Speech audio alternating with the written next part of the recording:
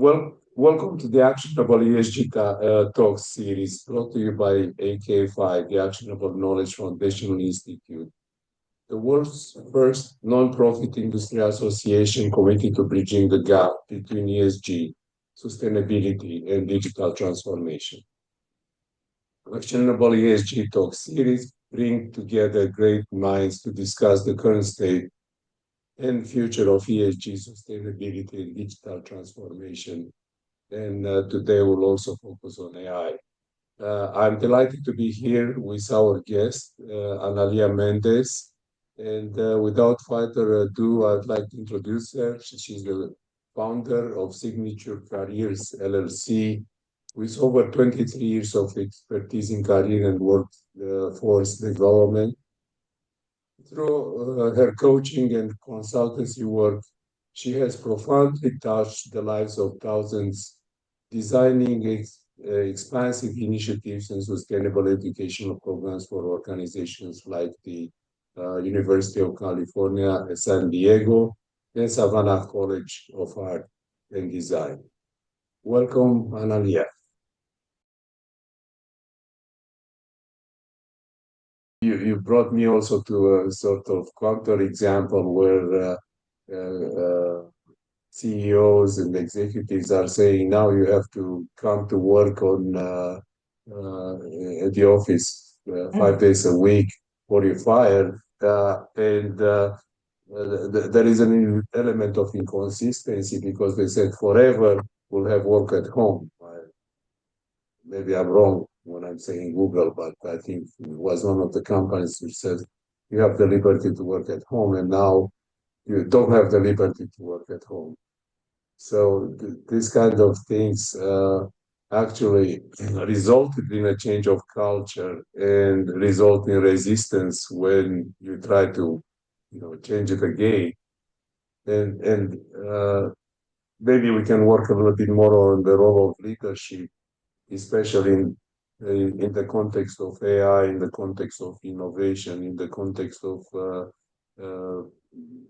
sustainability, which I defined it at the beginning, be a combination of people, environment, and profit. So I'm sure that the executives look at the profitability of the company and they think, it'll be better if they bring the people to work. But they do it so suddenly, so forcefully, that raises a cultural backlash.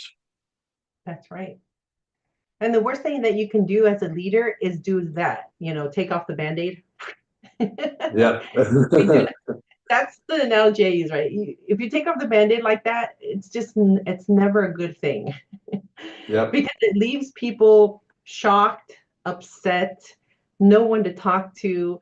There's some examples happening as we speak, right? That literally things are being shut down completely. People want to know ahead of time. You want that transparency, which also helps with culture change. So it could be that, well, maybe one of these organizations realized that they were more productive when people were in-house versus at home. But they need to really roll that out. It's a process. Obviously, in the case of COVID, that happened almost literally overnight. And people were not ready for it technically. They were not ready for it emotionally. They were certainly not ready for it in terms of their home life. I remember people creating all these offices that weren't quite functional, right?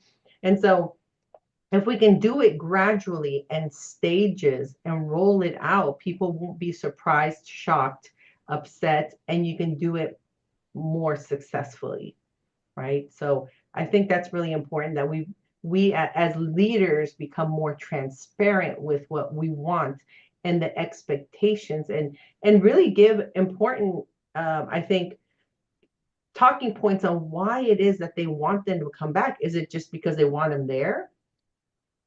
But what I'm seeing also, Manuel, is that with new talent, whether it's sustainability, right, is that the more that they come in, if they're coming in, right out of college or as graduates, there is a sense of learning how to work together in an environment if you're in person. It's better when you're in person and active. There's a exchange of communication and ability to understand each other better when we are in the same space. As much No, as we, that's yes, go ahead. no, that's absolutely, and deep diving into technology. One of the less understood elements of today's technology is that people need eye contact, real eye contact, not camera eye contact. That's And right. in different cultures, actually, there is a whole subculture on eye contact, right? Don't hold your eye contact too long. Don't hold it too short. It may be shifty if you keep looking somewhere else. In one culture, in another culture, you can be considered aggressive. It's like you're staring, stop staring at me. So there are elements, layers and layers of cultural change, and I was going to actually connect it to also what companies really want, and companies want to be innovative, not only operationally, efficient, perfect, whatever we want to call them, but they want the employees to be innovative. And innovation is not always discovering a new AI. It's making it better, making it useful in Mhm. your context, in your job. So how do you see this link between innovation and people's transformation, right? Wh- Yeah. Which which we talked about. hmm Um, Tapping into strengths, for example, there are a few strengths that speak directly to innovation, futuristic, which is really projecting what's coming here in the future and really understanding what are some things that we can do to make this program better, to maybe create some AI that's more functional, whatever it is. We have developer, which is another amazing strength that speaks directly to innovation too. We have ideation, which is the thought of bringing, and this is where I love to bring people together. Let's spend some time, and it feels like a waste of time sometimes, Manuel. It feels like we need to be doing work, work, work, work, work. But the greatest innovational kind of moments and transformation happens when people get together and ideate and dream about the future. These are things that have not been created, right? These are things about that we're projecting for the future. So if we can give ourselves that time and space, virtually, yes, it's nice, but we're not really seeing the full picture of the person. And we say Absolutely. most, yeah, and most of our communication comes from nonverbals. We know that. It's not what we say, it's Absolutely. what we do. Absolutely. And it's historically, it's even the fact that touching each other, hand, shaking hands, smiling, and so on. It's a non-verbal communication, right? The And people nonverbal. know how to read these signs when they are in proximity, right? Right, exactly. So this comes into play clearly when you are working with other people, when you're in meetings. If you can't see a person's whole body language and you really hear their tones properly or see their facial expressions properly, then you're not reading all the message. You're not Absolutely. understanding and really stopping to think, am I conveying the right information here? Do I need to change, for example, a pitch? If you're standing in front of people and you're pitching them and you Yeah. can't see them, that's the All most right. frustrating thing. All right. No, and actually, uh, we're creating a virtual space, so we think probably in more virtual terms once we are in a virtual space. Our brain adapts to change really fast because that's our survival skill. So if we Right. perceive the space being virtual, we probably change some parts of our behavior instinctively, not determined by us. So Uh, Right. but we deal with a lot of change and going a little bit more deeper. So yes, innovating it's as we discussed, and maybe just to summarize, it requires uh, personal collocation, if I can call it this way. It doesn't allow us to be the same in virtual spaces like we are today. That's right. Um, a lot of people, but on the same times, I deal with companies that are multinational, and I deal with companies that and there are executives in sustainability in some cases, and they deal with a variety, and there is no way for them to be present every time in every other country and so on. And they mentioned they mentioned this cultural friction, if you want, when they are in charge of sustainability programs, let's say waste recycling or waste reduction. But most people, for instance, and I know this from a couple of sources, do not respect the sign saying this is recyclable or this is metal and this is paper. They just put their Mhm. coffee cup there in the bin and spoil the whole process, right? Right. So we are dealing with this kind of issues in real time and in real life. Hmm. Right. And so much of that going back to the communication piece and culture change, because having worked at so many universities, I have seen sustainability on these campuses when it really started to become something that was important to the universities. I saw some of them doing it correctly, and I won't say which ones didn't. And some of Mhm. it, some of them really got behind the initiative and got the campus excited and rolled out, again, going back to really what we're talking about is change management, right? Change management rolled out the initiatives in stages and educated, right, which includes the communication piece, um, included also connectedness, how we all, if we can all contribute and we all can, do our little part, how it can make a big difference and change. And what was great about some of these universities, not only did they roll it out in stages, but they did some big marketing campaigns and they did some in-person projects with some of the student organizations. They got the employees to get excited about it and put containers in very strategic places, right, where we become super aware. Working for big career centers, that was a big thing for us because we used to host a lot of employers. And so whenever we had big parties, I want to call it a party, but whenever we had a big gathering, there was a lot of leftover of everything, whether it was food or it was pizza boxes. Goodness, we ordered so many pizzas. I can't even tell you. Um, and so after we were done, we all knew what we had to do, that there were some appropriate containers for everything, and we had some initiatives we wanted to follow, and we followed them because we embraced the change and we understood the importance of it. So if we can do this in person too and get people excited, and then not only roll it out in stages and have people buy in and have those champions again, but also celebrate what was accomplished. We forget that last piece. I call it the end result. It's kind of like an accomplishment statement on a resume. I say, great, give me your accomplishment statement when you're writing that resume, that bullet. It's not a list of things that you did. Don't give me a bunch of lists of things that you did, duties as Right. assigned. I want to know, what did you do to make a difference in that organization as it relates to the next position that you're applying for?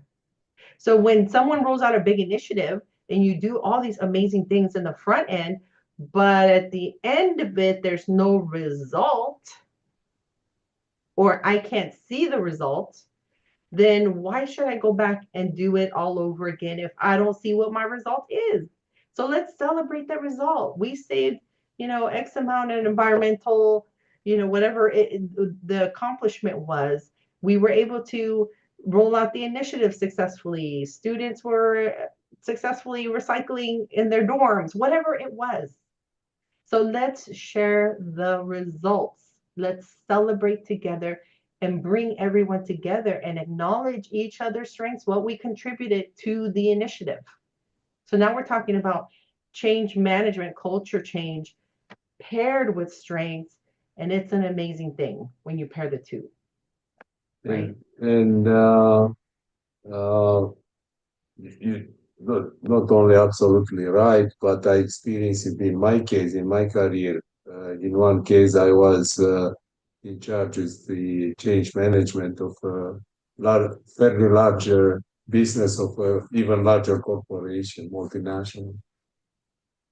And as an engineer, I had to learn about change management and apply it. But that really sort of leads me to the next career question because the next question about careers in transition, Right. because a lot of people will not end up to have a single career, back to multidisciplinary, to transdisciplinary. They go back to universities or to schools. They go back to internships, and then they go back and I met a number of people saying, okay, I'm moving to sustainability. I want to know what I have to do with my career. So, hopefully we collaborate in the future on this because I'm not the right advisor for career. I can advise the technical part of the career, but definitely not how to implement it. Yes. Yeah, please go ahead. No, I was going to say, there's we're living in such an amazing time, tying everything that we've been talking about together, understanding your strengths. I do talk, and we didn't talk as much about values, but obviously, if you're in sustainability, there's a value there that you have, and just being aware of that and understanding how it goes with your strength. And so, if you can get that first part down and understand why am I going into this type of work? Why, how does it fit with my strengths and my values and what I want to provide to the world, right? People. We talk a lot about people during this kind of segment. So, what do I want to provide, right? And whatever that is, just being very clear. And then the rest begins to follow.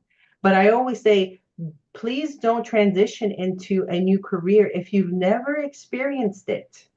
If you have a clear understanding of why you want to go into this career, but then the next step is to experience it, whether it's an internship, there's so much volunteer work that can be done, shadowing someone, talking with someone in a position that maybe they are interested in. And I call that reverse engineering, right? Let's start at the top and figure out how that person did it. So what are some steps that they need to take? But it really begins with their strengths, values, and understanding why they're wanting to go into that particular career. Without that I piece, yes, it No, becomes no, please go ahead. difficult for the rest.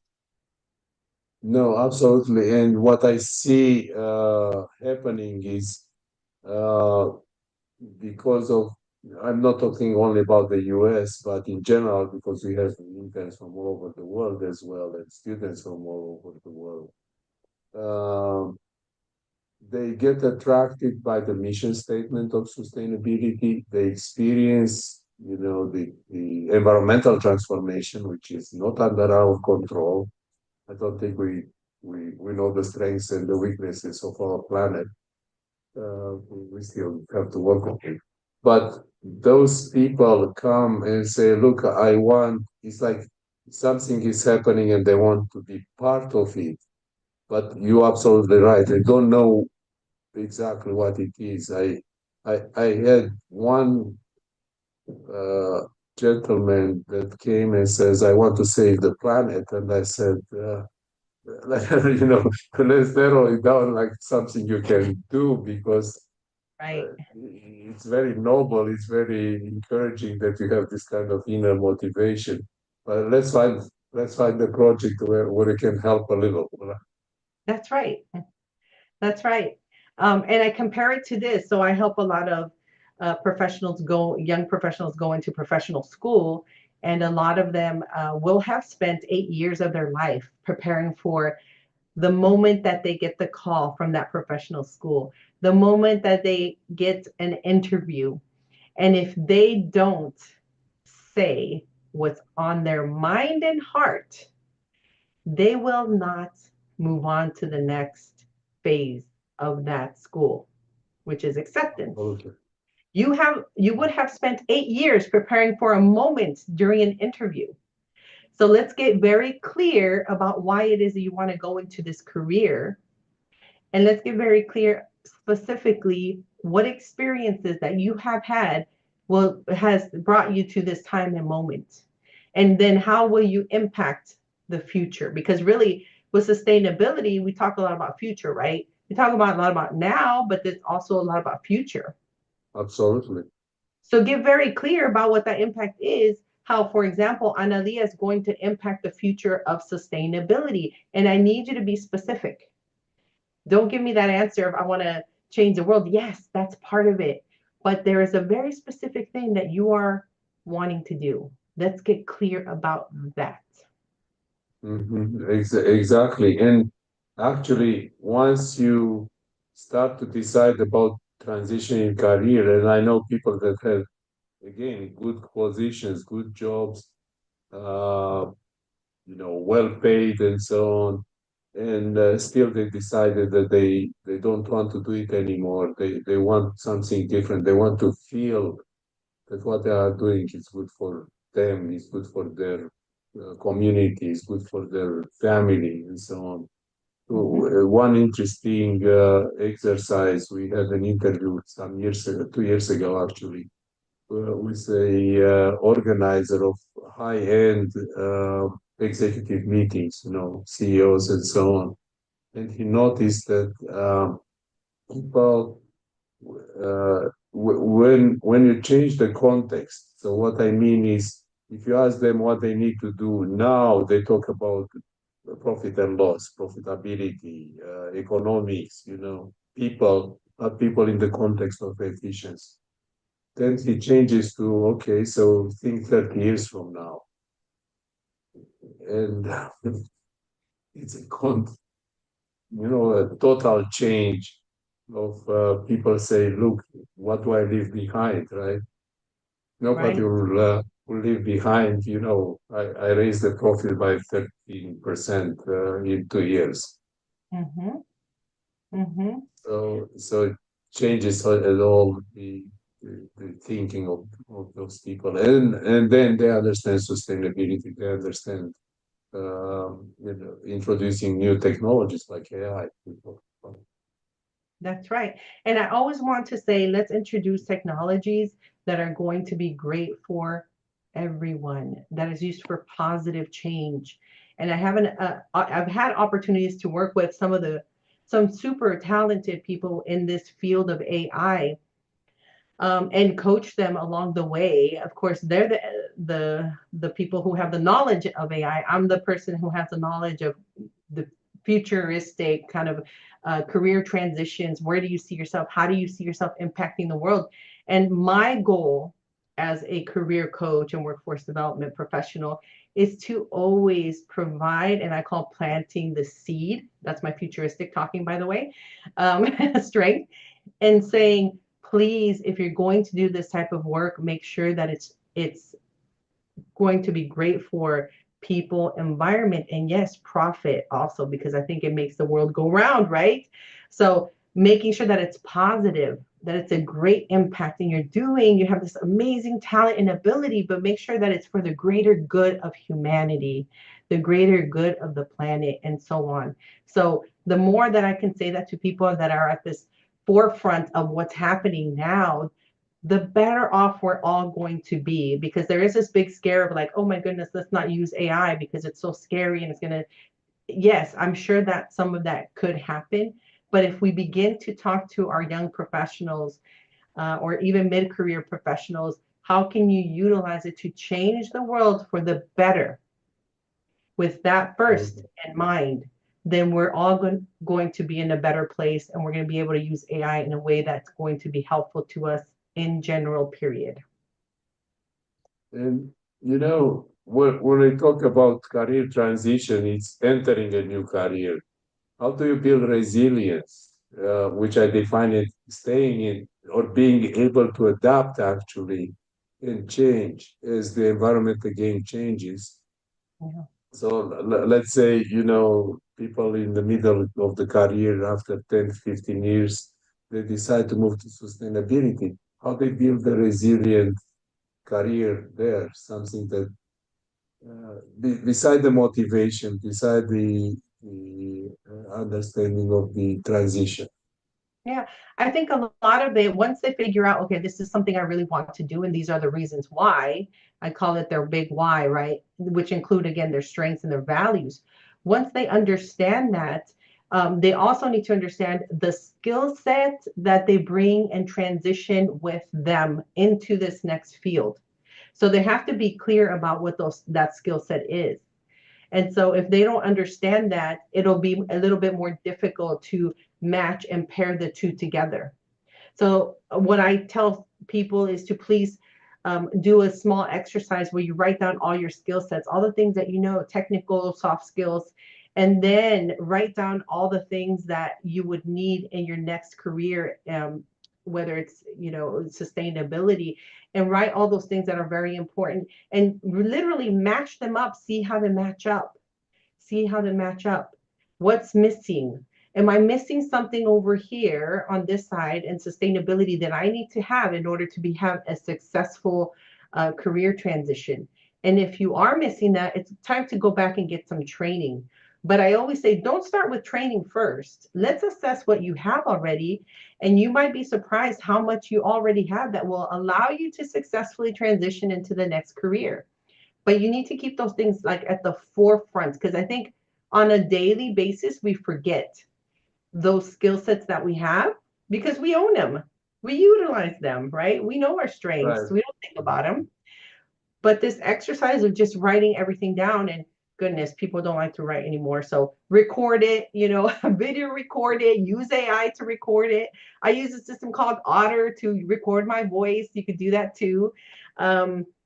Which will give you, by the way, a nice little summary. They're not paying me to say this, by the way. But there's so many tools Okay. that you can use now, right? To journal and say, these are the skill sets that I've used, and these are the skill sets that I need to have.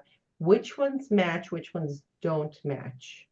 And so this takes time, and that's what people are not doing. They're not stopping to think about what it is that they actually need to transition successfully.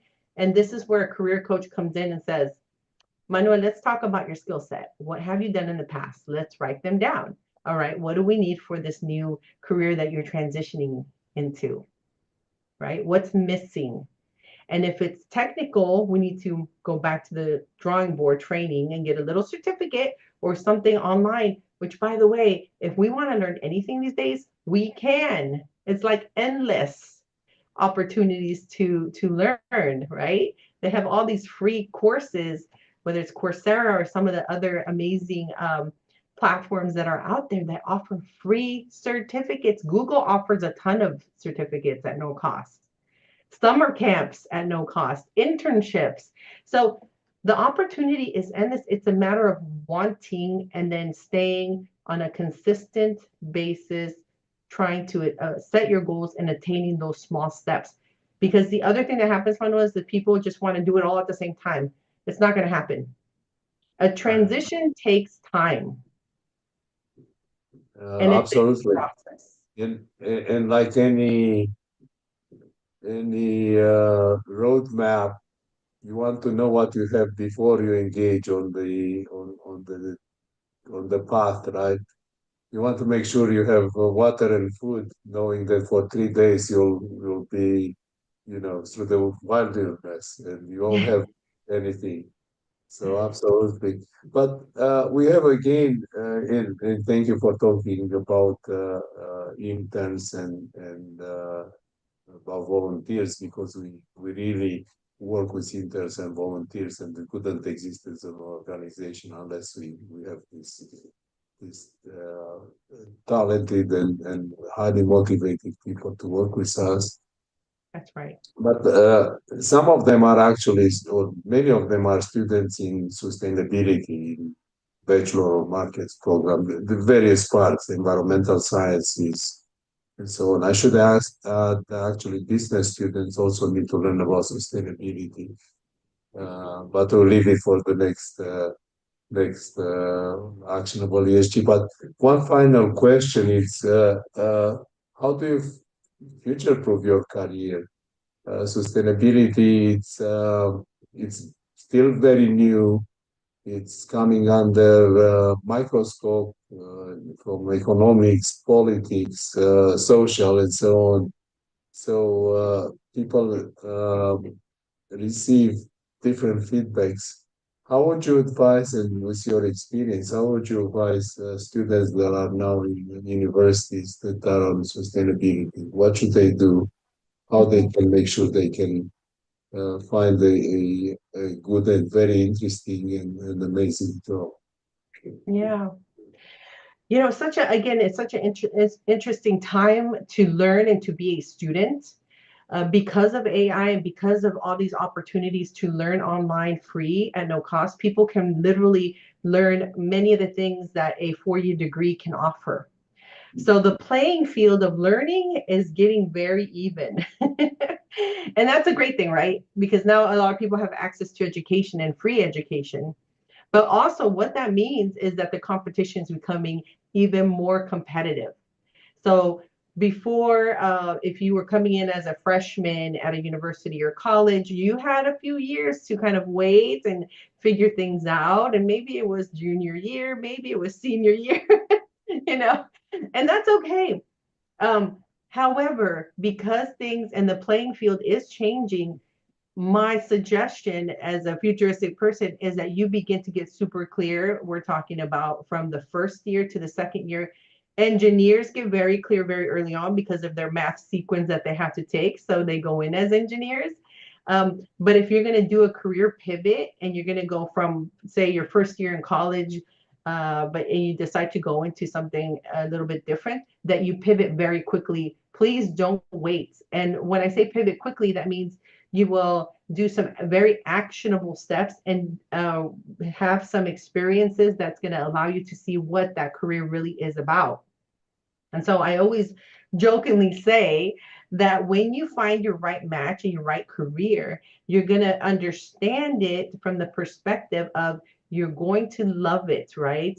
But you're going to accept this new career. I kind of, compare it to finding that perfect partner, right, in life. You're going to love it. Um, and you're going to understand that there's some things that are not going to be so great about it, and you're going to also understand that there's some things that are going to be awful about it. But if at the end of the day you still love that career, then you have chosen the right career. But it's going to be pivotal for you to experience and gain that experience. I would say freshman, sophomore year. Do not wait till junior, senior year, because you have people already learning what you um, are going to be learning later, and they've already experienced that thing. So the world of learning is really changed. So the quicker that you can learn and understand what you want to do, the faster you're going to future proof your career. Embrace the new technologies, so the AI, understand how to use it ethically, understand how to use it with your own knowledge and integrate it for future use. And if you're really wanting to move forward and make a big impact, set yourself apart from the competition. Do something incredible that someone else maybe cannot do, will not do, or maybe they can, but they're not willing to do it, right? That's really what I'm Absolutely. talking about. So set yourself apart so that you can be chosen. And I always compare that to, again, when people are applying to professional school, I say, well, this person has the same grades, the same scores, the same, everything. They've taken the same classes. What's so different about you? Question mark. So that's the gap that people need to fill.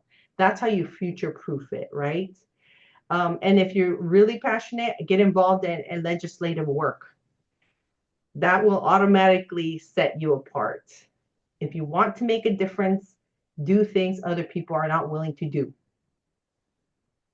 and you will future-proof your career. An excellent, an excellent advice.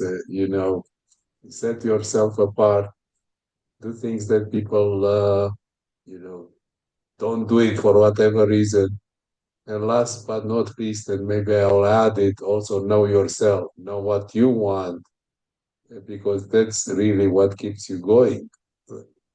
That's right. Know thyself. That's the very first pillar that I talk about.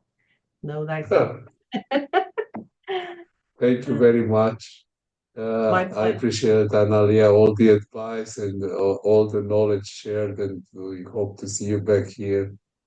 And I would like to thank you for taking the time to visit with us today.